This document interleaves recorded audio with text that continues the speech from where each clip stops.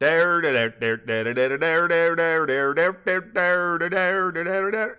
no, that's wrong. Dixie Diamonds 193.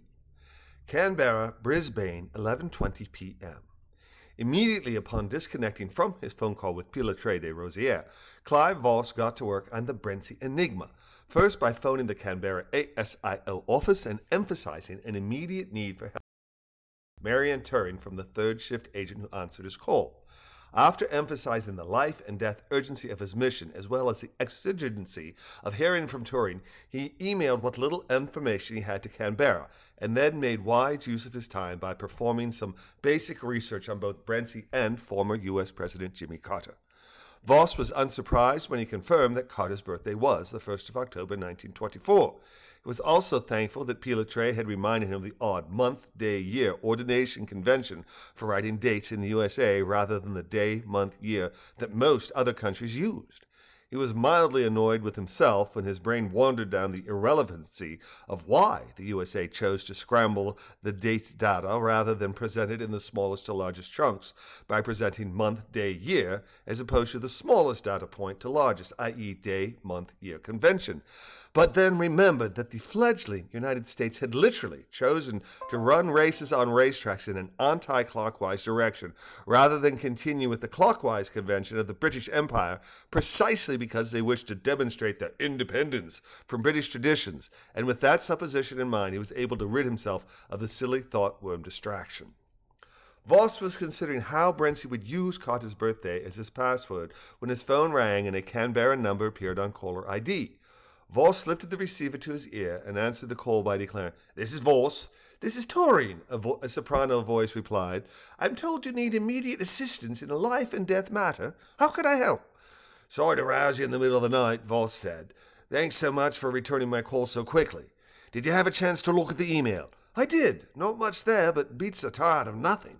You need me to try to figure out the most likely home security code for this Brentzy's home, correct?" "Correct. It's urgent. His security system is armed with lethal capacity, and we need to gain access to his house as soon as possible. Based on what little I've given you, do you think you can help?" "Help? Yes. Solve the problem? I'm not sure. He's an American, right? Correct?" "He is, and for what it's worth, he has friends in high places.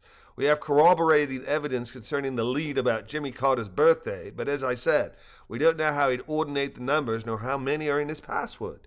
Can you give it your absolute best for, say, 10 minutes, then call me back?" "I can and will. I just hope it's enough." "Same. Thanks again, Marion. 10 minutes, all right?" "You'll hear from me in 10, she said before adding, "Bye." "Goodbye," Voss said, then hung up. Voss, convinced that Brentzy's security code would start with either 1 or 01 to indicate the first day of the month, progressed from that starting point. Following the first or second numeral, he would designate the month of October, the 10th month, which would make either digits 2 and 3 or digits 3 and 4 10. Even though the year was known, its designation remained a question. Would Brentzy simply use the last two digits of 24, or would he use all four digits and type in 1924? And what would happen if someone mistyped the code? Would an alarm sound and the typist have an opportunity to try again, or was the system set up for one strike and you're out? And if it was set up for zero tolerance, would the Jane Ross Lethal Force program be put on high alert, and would it be used either immediately or soon thereafter against whoever had mistyped?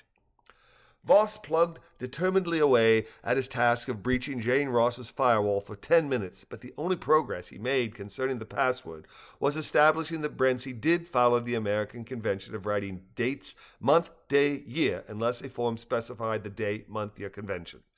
Frustrated with his inability to solve the riddle, his hopes took an upward turn when his phone rang. "Tell me the good news, Marion," he said into the phone. "I wish I had some," Turing said with a sigh. "I spent 6 minutes researching what I could find out about Brentzy, and other than being sickened by what I learned, I didn't get much. I'd say chances are highest that he did a simple 1-10-1924, but I'm afraid that only gets a score of .24. I've got 4 other likely possibilities, but they're all .3 or lower. I wish I had better news." "It helps, and it's certainly better than my fumbling. You'll email what you came up with. Should already be in your box," she replied. "Anything else I can help with?" "Not tonight. Thanks, and Happy New Year." "You're welcome. Happy New Year and good night," Turing said before hanging up. Voss's speculation concerning why the USA came to write dates, month, day, year is incorrect. A widely accepted hypothesis concerning why the United States uses the format month, day, year is because that was the format used by the United Kingdom before the 20th century when the UK changed to the European day, month, year. American colonists followed the UK convention and the US has stuck with the original format. The United States is now the only country that uses month, day, year format, though it is occasionally used in Canada. Most of Europe uses day, month, year. Japan uses year, month, day. I believe Japan's method is the most logical, and the United States the least.